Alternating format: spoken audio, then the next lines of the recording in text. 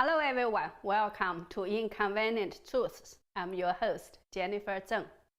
Several days ago, this Chinese Communist Party, the CCP, passed an anti-foreign sanctions law to fight back any countries and sanctions imposed by other countries. Today, let's talk about what's inside this law, how it will affect businesses both inside and outside China, why the CCP passed such a law at such a time, and what kind of consequences it may bring to the CCP.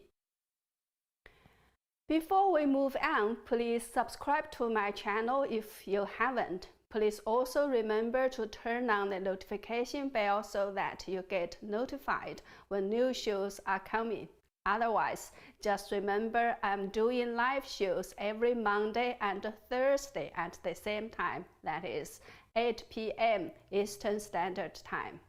In the past few days, a Virginia mom became very popular by liking what's happening in the US now to China's Cultural Revolution, a tragedy that has killed 7 million, some say up to 20 million people in China. There has been quite a lot of media that covered her story. Actually, I did a program 1 year ago comparing what was happening in the US with China's Cultural Revolution from 9 different aspects. I'd say I was again 1 year earlier than the mainstream media in terms of realizing and speaking out about some very worrying social phenomena in the US. But you know what? YouTube has ridiculously put an age restriction on this video. Even when I share it on social media, what people see is a black box with a warning message to scare people away.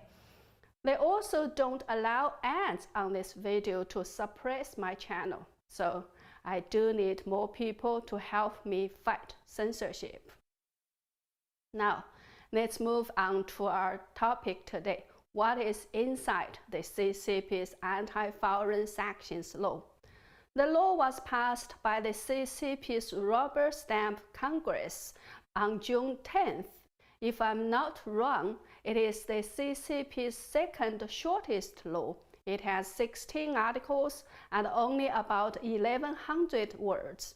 The main message is, if any country dares to interfere with CCP's internal affairs with any excuses or means, the CCP will fight back. How does it fight back? It will adopt counter-sanction measures against entities and individuals, including their spouses and immediate family members who are involved in sanctioning the CCP. And the counter-sanction measures include 1. Denial of visa, denial of entry, cancellation of visa or deportation. 2. Seizure or freezing of oil assets in China. 3. Prohibit or restrict organizations and individuals in China to carry out transactions, cooperation, and other activities with the sanctioned entities and individuals. 4. Other necessary measures. There is no explanation as to what are other necessary measures. So it's all up to the CCP to decide what the other necessary measures are when it applies the law. Article 11 says that any organization and individuals inside China should implement the countermeasures that the CCP adopts to fight back against other countries' sanctions. Article 12 says no organizations or individuals may implement or assist in the implementation of discriminatory restrictive measures taken by foreign countries against Chinese citizens and organizations. Article 14 says any organizations and individuals who do not cooperate with the implementation of the CCP's anti-sanction countermeasures will be held legally responsible.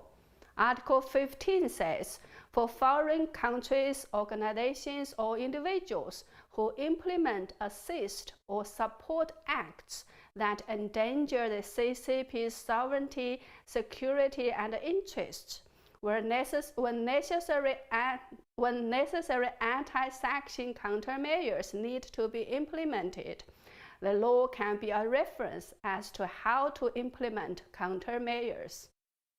I think this article was purposely written this way so that it was difficult for people to understand. But the meaning is actually very simple. For any foreign countries, organizations, and individuals, if the CCP thinks you have endangered its sovereignty, security, and interest, it will punish you. Just as simple as that.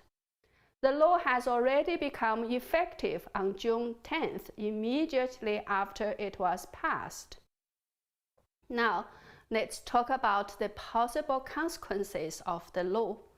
First of all, it gives multinational companies a huge sense of insecurity, making it much easier for them to break the laws of both China and other countries. For example, the United States sanctions some Chinese companies, requiring U.S. investors not to invest in enterprises with a CCP military background. You have to divest and sell the shares and bonds of these Chinese companies, etc. However, Article 15 of the CCP's anti-foreign sanctions law says if you implement, assist, or support acts that endanger the CCP's sovereignty, security, and interest, you become a target for the CCP's countermeasures. But if you do not implement the U.S. law, it is illegal in the United States. Let's use the HSBC Bank as an example.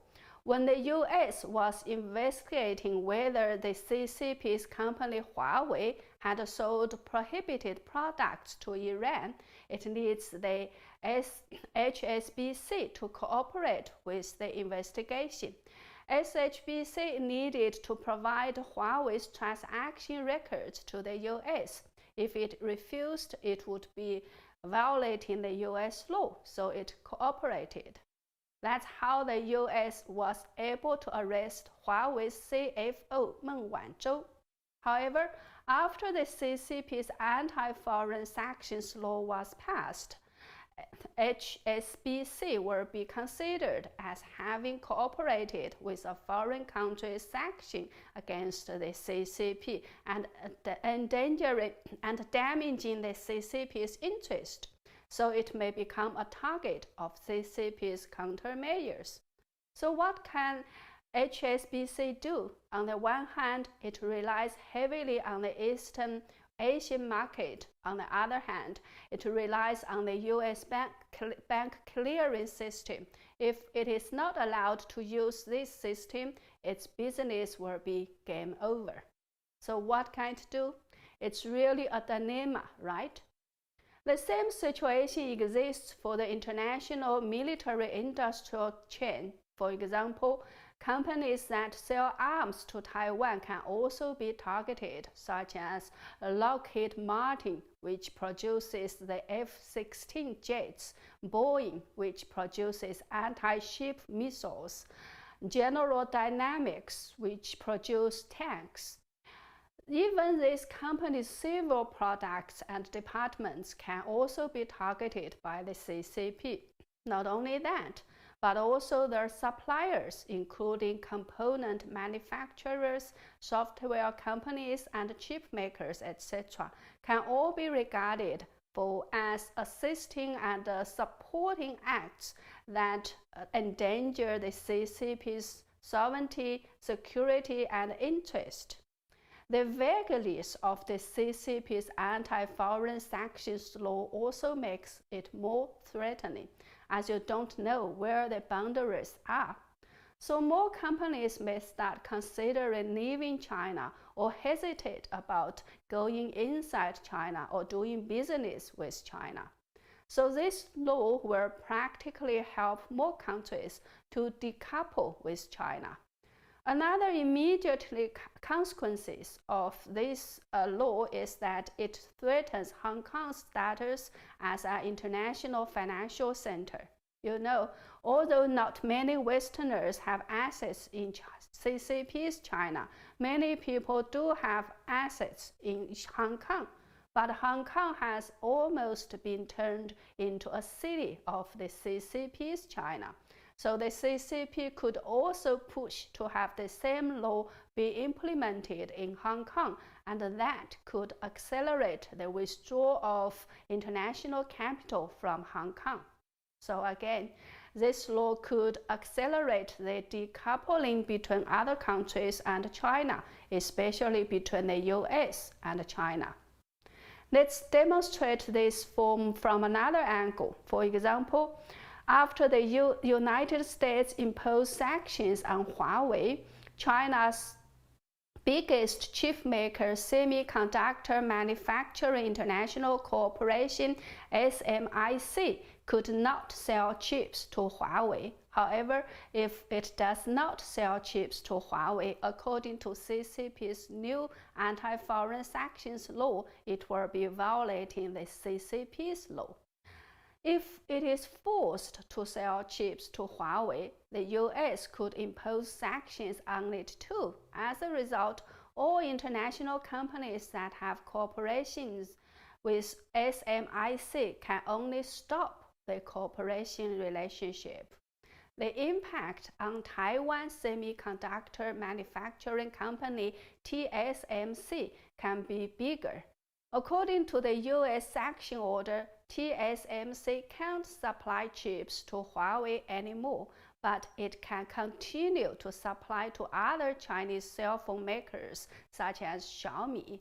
However, according to the CCP's anti-foreign sanctions law, TSMC will become a target of retaliation by the CCP, and TSMC's business in China will probably be frozen, and all Chinese businesses cannot do business with TSMC either. So the result will be even Xiaomi and other Chinese companies may not get chips from TSMC. So that's why we say that this new law will accelerate the decoupling between other countries and China, something that hasn't been achieved while the trade war and technology war before. Actually, many Chinese commentators said that Xi Jinping is indeed the chief accelerator who is accelerating the speed of the CCP's demise. Now, let's talk about why the CCP passed such a law now. First of all, it shows that Xi Jinping is really feeling a tremendous amount of pressure. The idea of making such a law was first proposed by Xi Jinping last November. After only 7 months, it was passed by the CCP's Congress without any public consultation process. Why couldn't the CCP wait longer? We know that on June 8th, the US Senate passed the US Innovation and Competition Act, which include a $250 billion budget to support US high-tech industries to compete with the CCP. This is a sign that in the United States, more and more people are determined to resist the CCP. Then only 2 days after the US Senate passed the bill, the CCP's anti-foreign sanction law came to the forefront. So you can say CCP's new law is an eye for an eye reaction to the US. Also, more and more countries are calling for a thorough investigation into the origin of the CCP virus. This also made the CCP feel greatly threatened. Another reason is that the CCP feels that some more and more countries will start imposing sanctions on it. So it installed such a law in advance to scare other countries to achieve a deterrent effect. Also, as the US government has given a 90-day deadline for a report about the origin of the COVID-19 to be delivered. If the conclusion is that the virus was released or leaked from the Wuhan lab, more and more countries could demand compensation and impose sanctions on the CCP. So we can say that the CCP passed such a law in a panic mood. Another notable event recently is that people are mocking about the CCP's new red lines. On June 6, 3 US senators arrived in Taiwan on a US Air Force freighter to meet with President Tsai Ing-wen to discuss security and other issues. They also announced that the US would donate 750,000 doses of CCP virus vaccine to Taiwan. Some amazing photos of the US Air Force C-17 flying over Taipei City has been circulated on the internet, such as this one. Please say yeah. This one is showing the magnificent aircraft flying over Taiwan's landmark building 101 Tower. And let's see picture 18. Yes, and this one showing the aircraft flying over another landmark building, the Grand Hotel Taipei.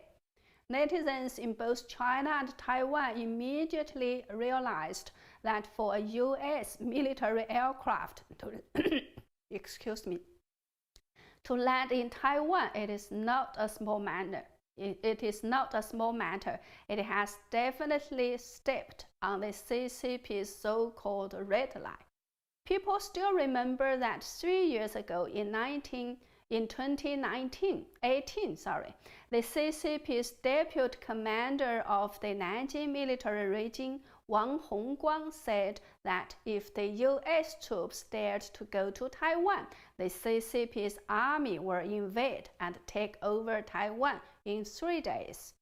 Li Kexin, CCP's deputy chief of mission at the CCP's embassy in the United States, also told the US Congress 3 years ago that the day when the US sent warships to Taiwan would be the day when the CCP's army would unify Taiwan by force.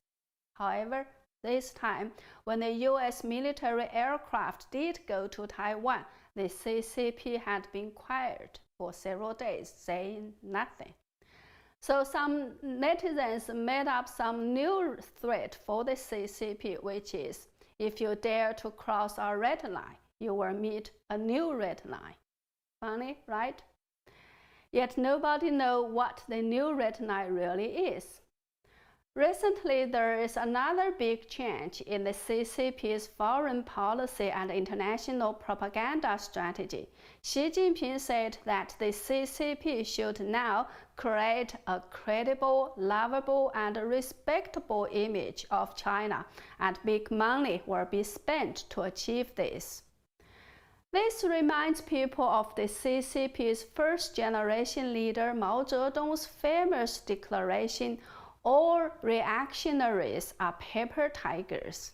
Now, people have started to realize that the real paper tiger is instead the CCP. Well, that's all for today's Inconvenient Truths. Thank you very much for watching. Please subscribe to and share my channel, like my videos, and leave us some comments to give me a boost. Thank you. See you on Thursday.